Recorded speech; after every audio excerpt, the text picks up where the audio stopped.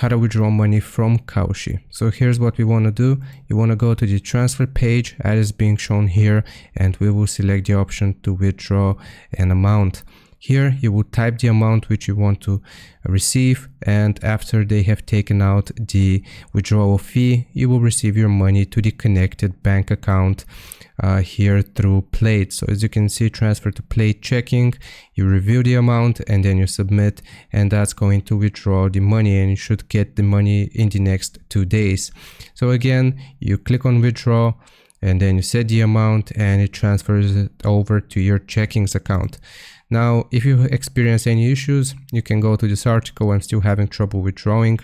And here you can see within the 10-day deposit window. So funds are deposited within the past 10 days and they are being locked for withdrawal. The funds you are attempting to withdraw are not yet available for withdrawal. So you need to wait 10 days. If you are withdrawing to a different bank within 90 days, okay, so here you can see the withdrawn to the same account from which they were originally deposited for 90 days. After 90 days, you can withdraw to an account you didn't deposit from.